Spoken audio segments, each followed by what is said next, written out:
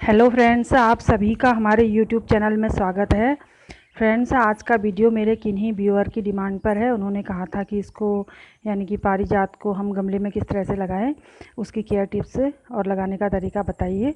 तो फ्रेंड्स, आज का वीडियो में मैं यही सब बताने वाली हूँ।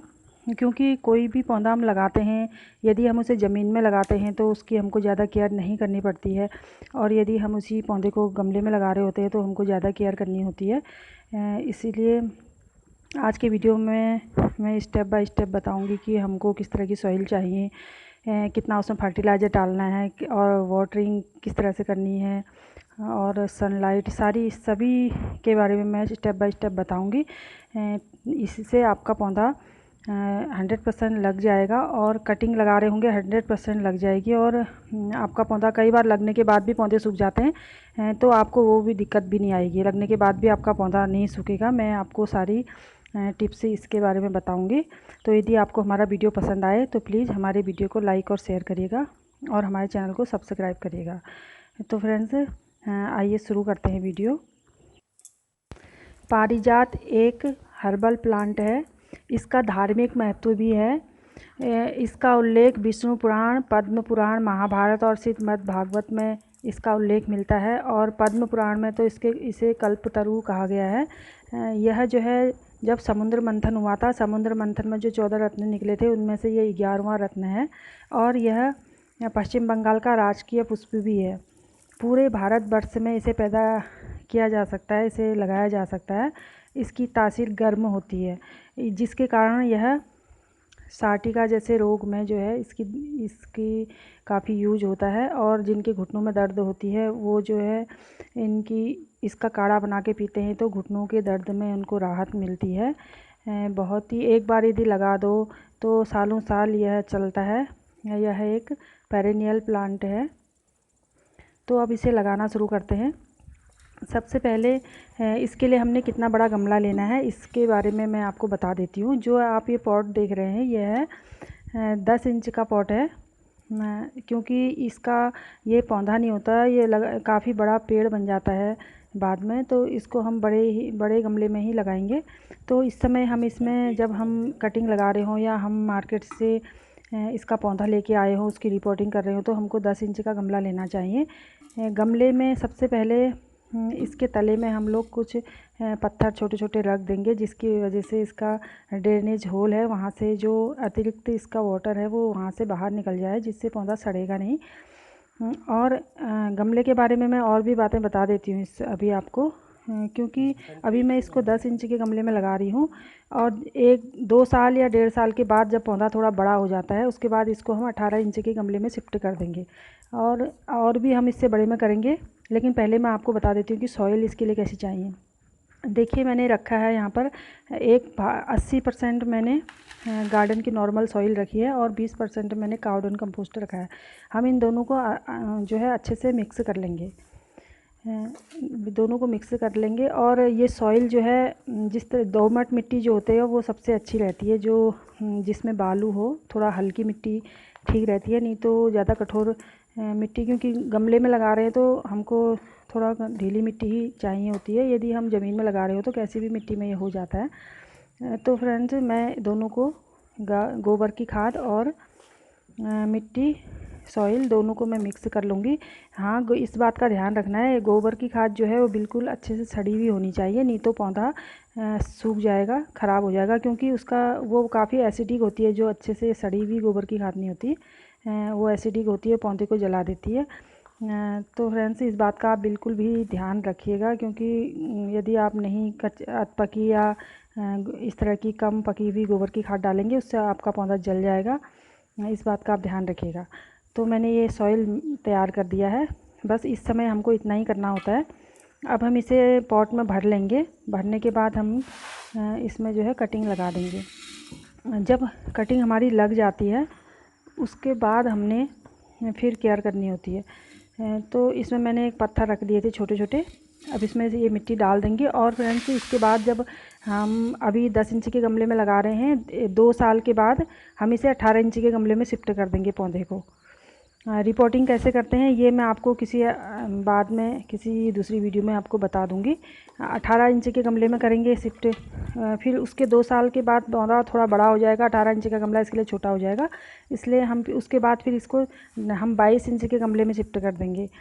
तो 22 इंच के गमले में यदि शिफ्ट करेंगे तो उसके बाद ये काफ़ी सालों तक हमको करने की आवश्यकता नहीं होगी, उसमें काफ़ी सालों तक ये चल जाता है। तो मैंने इस गमले में मिट्टी भर दी है। अब इसमें मैं अपनी कटिंग जो है वो लगा दूंगी। कटिंग कैसी लेनी है ये भी मैं अभी आपको वीडियो में बताते रहूँगी। यदि हम इस जो मैंने अभी मिट्टी भरी है इसमें हम यदि थोड़ी सी हमारे पास जो नीम की खली है, यदि हमारे पास नीम की खली है उसका पाउडर बना के हम इसमें मिला दें इस समय, तो जितने भी फंगस वगैरह जो मिट्टी में होगा वो सब ख़त्म हो जाएगा। वो ऑप्शनल है, आप मिला भी सकते हो, मिलाना चाहो तो मिला सकते हो, नहीं मिलाना चाहो नहीं मिला सकते हो। मैंने अभी नहीं मिलाया, फिर भी कटिंग अच्छी खासी चल जाती है हमारी। तो इस तरह से मैंने मिट्टी इसमें डाल दी है। अब इसमें मैं अपनी कटिंग लगा दूँगी। फ्रेंड्स, जब हम कटिंग लगाते हैं उसके बाद हमको इसको 10-15 दिन तक हमको शेड में ही रखना होता है। हम धूप में रखेंगे तो हमारी कटिंग लगने के चांसेस कम हो जाते हैं, यदि हम शेड में रखेंगे तो हमारी कटिंग लगने के चांसेस बढ़ जाते हैं। और कटिंग कैसी लेनी है जिससे कि वो लगे, क्योंकि कई लोगों को कटिंग लेनी भी नहीं आती है। किस तरह की कटिंग लेनी है मैं आपको बता रही हूँ।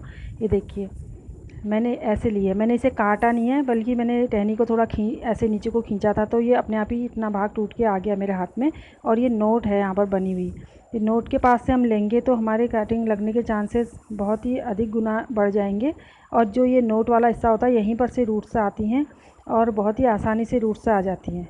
तो आप ऐसी कटिंग लीजिएगा। और थोड़ा मैच्योर ब्रांच लेनी है, बहुत ही सॉफ्ट वाली जो नाजुक होती है, जो अभी न्यू ग्रोथ हो रही होती है, वो वाली ब्रांच नहीं लेनी है। और दूसरी बात का हमने ध्यान रखना है कि हम इसके जो लीव जो हैं इनको हटा देंगे। 1-2 छोटे लीव जो हम रहने देंगे, जो छोटे छोटे हैं, और जो बड़े हैं इनकी टिप मैं सबके ही काट दूँगी, सारे टिप्स काट दूँगी। और लीव जितने ये बचे हुए हैं इसमें से थोड़े रहने दूँगी, बाकी मैं सारे ट्रिम कर दूँगी। ऐसा करना इसलिए ज़रूरी है क्योंकि जो इसके लीव जो हैं, किसी भी प्लांट के लीव जो होते हैं वो जो है मॉइस्चर खींच के वायुमंडल में छोड़ देते हैं पौधे का, जिससे पौधे के सूखने के चांसेस बढ़ जाते हैं। इसलिए लीव्स और जो भी यदि इसमें लीव जो है, यदि किसी में जो है बड्स बने हैं या फ्लावरिंग हो रही है तो उसके बड्स और फ्लावर दोनों को ही हमने ट्रिम कर देना होता है, क्योंकि पौधा बड्स को फ्लावर बनाने में और फ्लावर को खिलाने में जो है अपनी एनर्जी वेस्ट करता है, जिससे पौधे के सूखने के चांसेस रहते हैं। तो ये हमारी कटिंग तैयार हो गई है लगने के लिए। इस तरह की हम कटिंग लेंगे तो ये कटिंग लगने के चांसेस बहुत अधिक बढ़ जाते हैं। हमारी कटिंग मेरी तो सूखती नहीं है कभी भी, इस तरह की मैं लेती हूँ। देखिए थोड़ा मैच्योर हो ब्रांच तो इस तरह की होनी चाहिए। देखिए इस तरह की हम लगाएंगे। तो चलिए हम लगाते हैं अब इसे। लगाने का तरीका सेम, सारे प्लांट्स को हम जैसे लगाते हैं उसी तरह से लगाएंगे। हम इसको 2 या 3 इंच ज़मीन इस मिट्टी में गाड़ देते हैं, बस इतना ही करना होता है, ऊपर से पानी डाल देते हैं। तो फ्रेंड्स, ये पौधा सभी के घरों में होना चाहिए मैं तो कहती हूँ, क्योंकि ये पौधा बहुत ही फ़ायदेमंद है।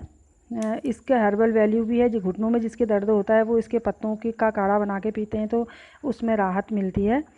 और ये जो पारिजात के फूल जो हैं, बहुत ही खुशबू इनके फूलों से आती है और कहते हैं कि इसके स्पर्श मात्र से ही थकान दूर हो जाती है। स्वर्ग की जो अप्सरा उर्वशी थी वो इसका स्पर्श करके अपनी थकान दूर करती थी। और इसको किस दिशा में लगाना चाहिए ये भी जो है कई बार पूछा जाता है कि किस दिशा में लगाना है इसको।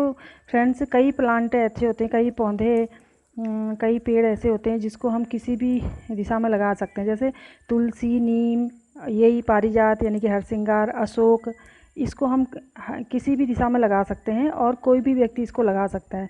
और ये हम यदि सारे प्लांट्स को पूरब में लगा रहे हों तो ज़्यादा अच्छा रहता है।